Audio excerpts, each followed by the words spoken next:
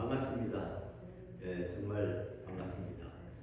제가 LA 오면은 외지에 온 같은 느낌이 많지 않습니다. 왜냐면 목사님들이 나중에 목사님들이 많으시고 존경하는 그런 우리 목사님들 이미 잘 아는 목사님들이 많으시기 때문에 LA 오면은 아주 기쁘게 지내고 있습니다. 다만 시차가 적응이 늦어서 늘 며칠 지나도 이렇게 벙벙할 때가 많습니다.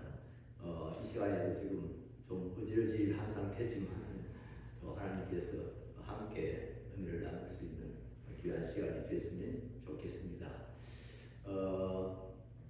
저보고 갑자기 우리 목사의 모임이 신년 할애 모임이 있는데 설교 좀 해달라고 그렇게 이야기를 해서 이 정경 총회장이 이야기하니까 안 된다 뭐 이렇게 말할 수도 없고 그래서 일단 승낙을 하긴 했는데요.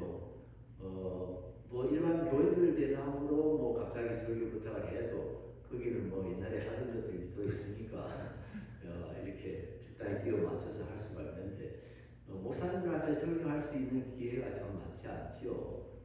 또 여러분들도 그런 경험을 했는지 모르지만 목사 앞에 설교하는 게 제일 힘듭니다. 그렇지만 또 이렇게 순종하는 마음으로 함께 말씀을 나누면서 본 말씀대로 참 하나님께서 주시는 그런 위로와 또 좋은 소망이 저희들에게 더하여지기를 바랍니다. 우리가 새해 뉴이어 근데 혹시 여러분 생각해 보신 일 있는지 모르겠어요. 왜 새해라고 할까? 2025년 12월 31일이 지나고 이제 1월 1일 되면 새해라고 나가는데요. 저는 가끔 그렇게 한번 생각해봐요. 왜 저렇게 새해라고 나가니까? 뭐자고 달라진 게 뭐가 있어요? 태양이 교체가 됐습니까? 아니면 지구가 무슨 배대기 일어났습니까? 또 살고 있는 사람들이 또 완전히 새롭게 됐습니까? 전혀 새로움이라는 말 붙이기에는 전혀 관계가 없는 것 같은데 새라고 막 그렇게 좋아들 합니다. 근데 쉽게는 원력이 바뀌었으니까요. 달력이 바뀌었으니까요. 1년 12달이 지나고 이제 또 달력으로서는 새해가 시작됐으니까 새해라고 이제 그렇게 말하는 것이지요. 그러면 여러분, 이 자연이 우리를 새롭게 합니까? 이 지구의 공정과 자연으로 이루어지는 이런 시간이 우리를 새롭게 해줍니까? 생각해보면 참 전혀 해가 안 되는 것 같은 느낌입니다. 아리스토텔레스는 시간이 뭐냐? 그 양반은 물리적인 시간관을 가지고 있는 사람입니다. 그래서 시간이라고 하는 것은 물체의 운동의 주기다. 그렇게 그런 한마디로 이야기를 했지요. 어떤 물체가 왔다 갔다 하는 그 운동의 주기, 그게 바로 시간이다. 이렇게 이야기를 했습니다. 여기에 이제 아주 강하게 비판을 하는 분이 오스틴이지요. 그러면 지구와 태양이 움직이고 이렇게 하는 것은 시간인데 다람쥐가 쳇바퀴 돌리는 것은 그건 시간 아니냐? 이런 식으로까지 상당히 휘날하게 비판을 했는데요. 그 오스틴의 시간관은요, 일반적으로 존재론적인 시간관이다, 실존적 시간관이다, 그렇게 사람들이 부르기도 합니다. 그 시간이라고 하는 것은 우리 인간의 정신 활동, 어떤 영적인 그런 것과 거기에 관련되어 있는 거기서부터 시간이라고 하는 것이 있는 것이다. 이렇게 부분을 해석을 하고 있습니다. 좀 어려운 이론이라서 제가 여기서 민마디로 설명하기는 거의 불가능합니다만 그가 사용한 용어를 보면 영혼의 연장인 시간이다. 그러니까 과거는 이제 기억 속에 있고요. 현재는 목격이고요. 그 다음에 미래는 기대입니다. 그러니까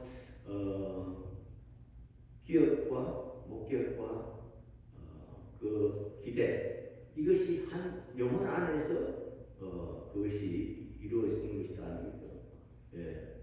그러면서 이제 좀 보통 사람들이 좀 이해하기 어려운 그런 시간을 이렇게 말하고 있는 것을 볼 수가 있습니다.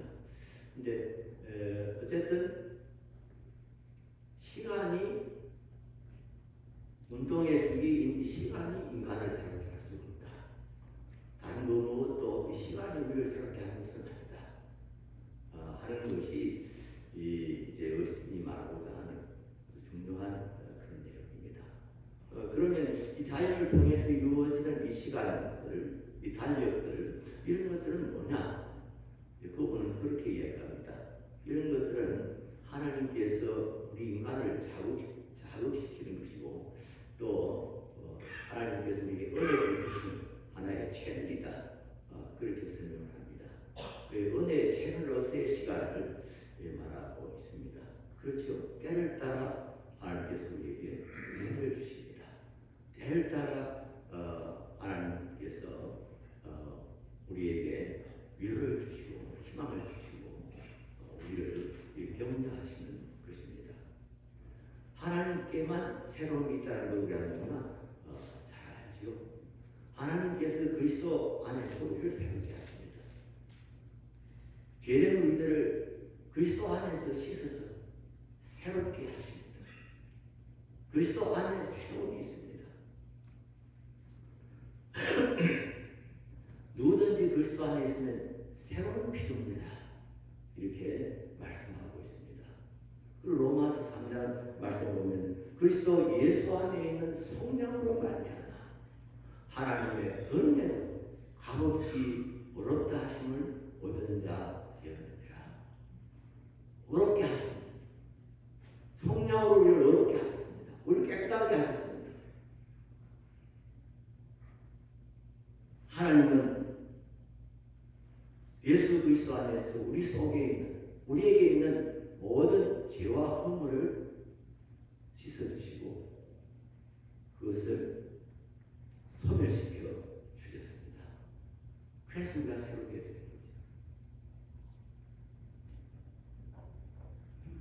거죠. 정확한 기억은 없습니다만 미국의 지성인들이 모이는 어떤 그룹에서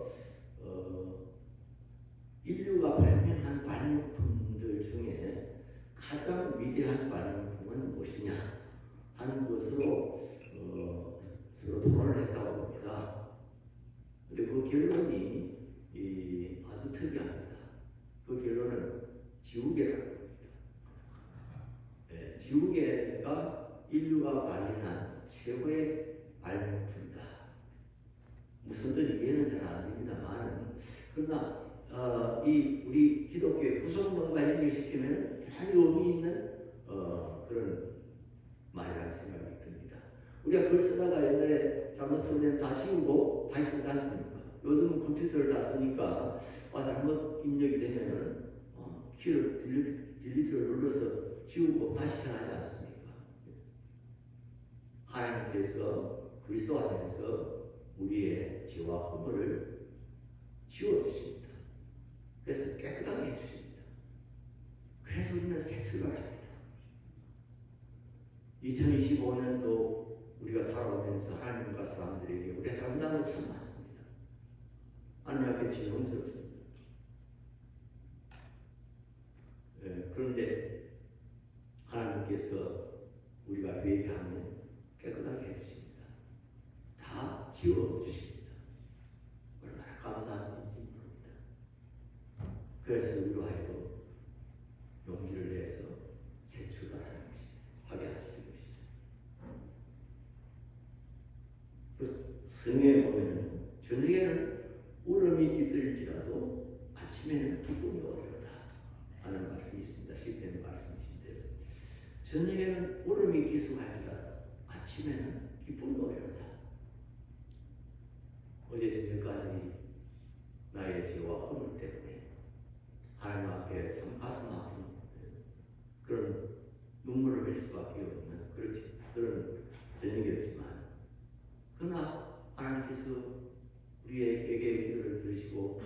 우리를 깨끗하게 하셔서 아침에 눈 뜰 때는 기쁘게 눈을 뜰 수 있게 해주시는 새날을 맞이하게 해주시는 우리가 새해 새날 묘대 묘이여 이 묘라는 말 쓸 수 있는 것은 그야말로 하나님의 은혜 속에서 되어진 겁니다.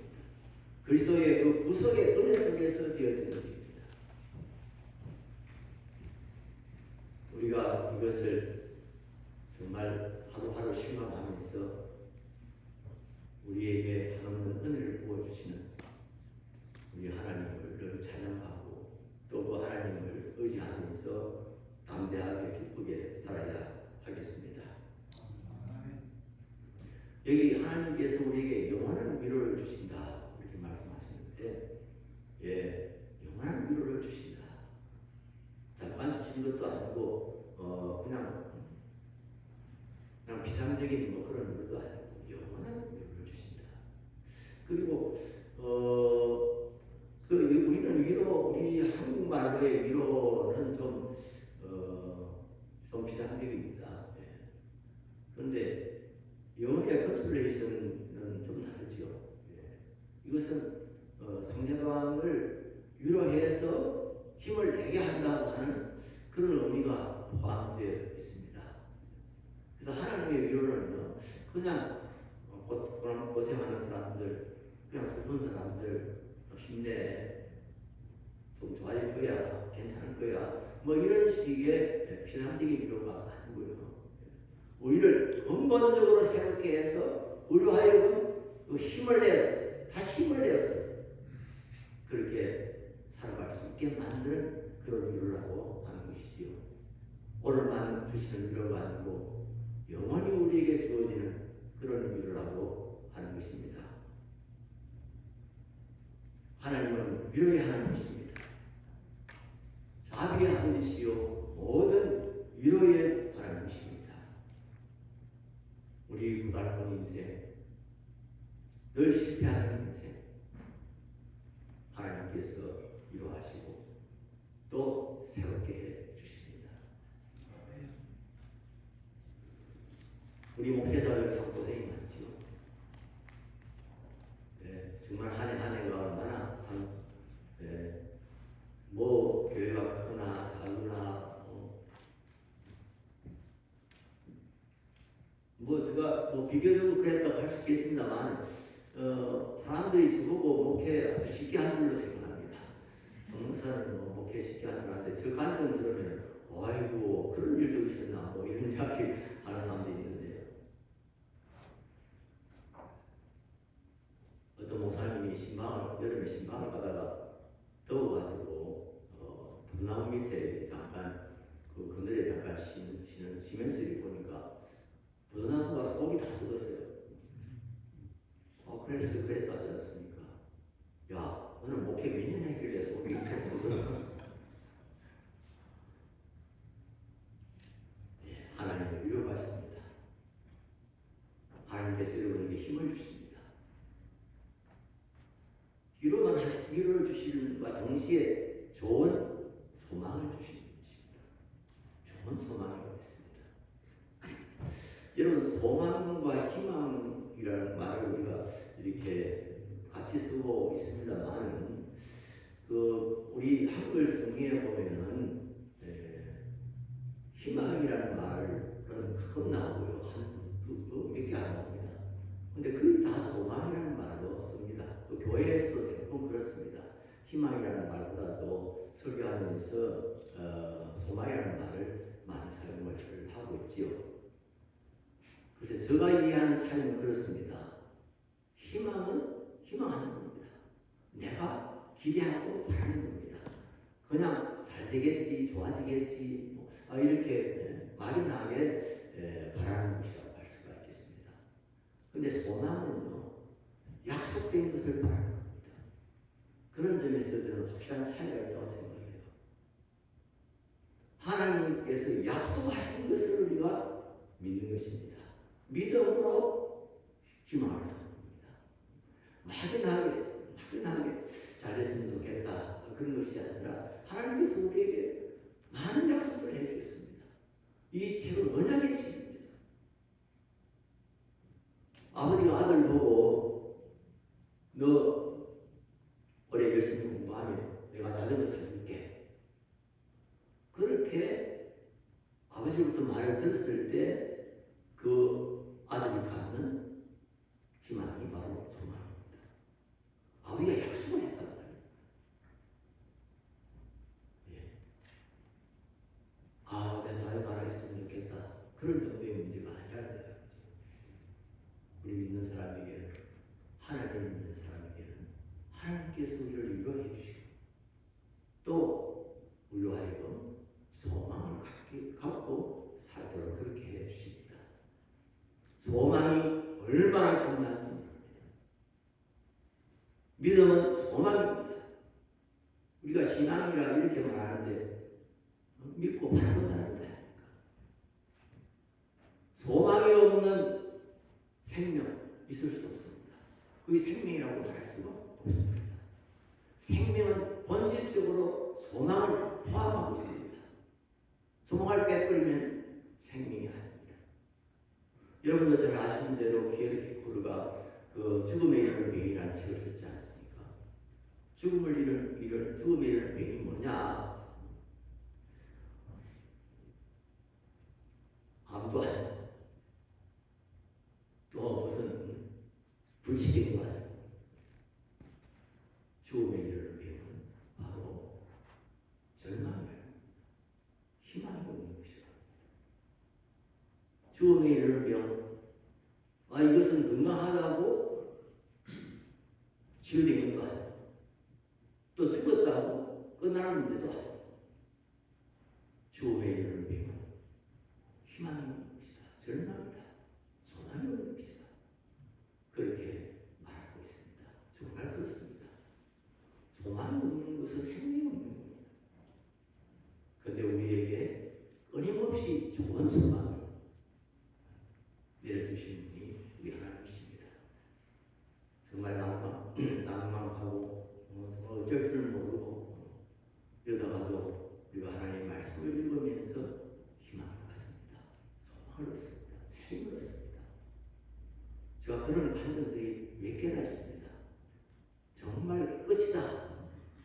눈물밖에 안 나오고 뭐 도망가고 싶은 마음밖에 없었던 그런 때도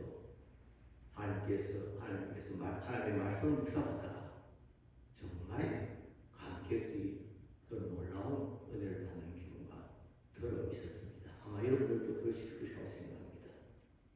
평소 때 성경 읽는 거하고요, 고난의 때 성경 읽는 거하고는 차원이 다릅니다. 저 같은 경우는 그렇습니다. 정말 평소 때는 그냥 예사로 읽던 성경, 하여튼 고난 가운데서 아주 그 성경을 생생하게 읽고 그 성경 말씀이 가지고 있는 그런 놀라운 은혜를 경험하곤 했습니다. 하나님은 우리에게 언약을 주시고 우리에게 소망을 주십니다. 약속해 주셔서 약속을 주셔서 우리 하여금 기대하게 하고 기도하게 하고 그러면서 소망을 하여 힘있게 전진하게 만듭니다. 여러분 벤자민 하디라는 사람 그 책이나 그분의 이름을 들어보신지 모르겠습니다. 퓨처라고 하는 책으로 영어로 그렇게 쓴 책인데 물론 다른 책도 많이 있겠습니다만 이분 책이 뭐 엄청나게 세계적으로 그야말로 뭐 몇백 만부 뭐 이런 식으로 그 보급이 됐다고 하더라고요. 꼭 챗GPT도 찾아보시고 정확하지 않는데 또 이렇게 하실지 모르겠지만 하여튼 제가 알고는 그렇게 있습니다. 이분이 아주 유명한 말을 했어요. 정말 제가 그걸 읽는 순간에 그런 생각이 하는 게 저절로 나오기 전 그분이 있는지 아닌지 모릅니다만 그분 이야기가 그럴 수 있습니다. 과거가 오늘의 나를 만드는 것이 아니라 미래의 꿈이 오늘의 나를 만든다. 여러분 아멘이죠? 그렇습니다. 프로이드는 과거가 오늘의 나를 만들었다고 그렇게 이야기합니다. 이 프로이드 그 심리학의 기본 아닙니까? 과거가 나를 지금의 나를 만들었다는 겁니다. 그 지금의 문제를 나는 과거의 원인을 찾습니다. 그런 것이 프로이드의 이론인데 실제로는 우리 기독교의 이론이랄까요? 기독교 심리학은 과거가 아니라 미래입니다. 미래가 오늘의 나를 만든다고 하는 겁니다. 미래의 꿈이 오늘의 나의 행동을 결정하고 미래의 꿈이 오늘의 나의 성품을 만들고 또 나로 하여금 비전을 갖게 만듭니다. 어떤 그림을 그릴 수 있도록 한다는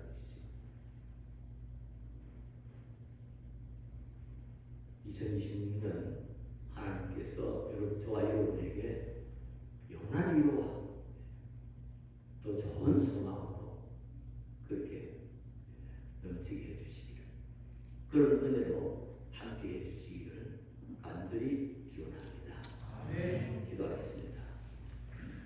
사랑이 많으신 하나님 아버지, 우리에게 영원한 위로와 소망을 주시는, 좋은 소망을 주시는 하나님이 계셔서 얼마나 감사한지 모르겠습니다.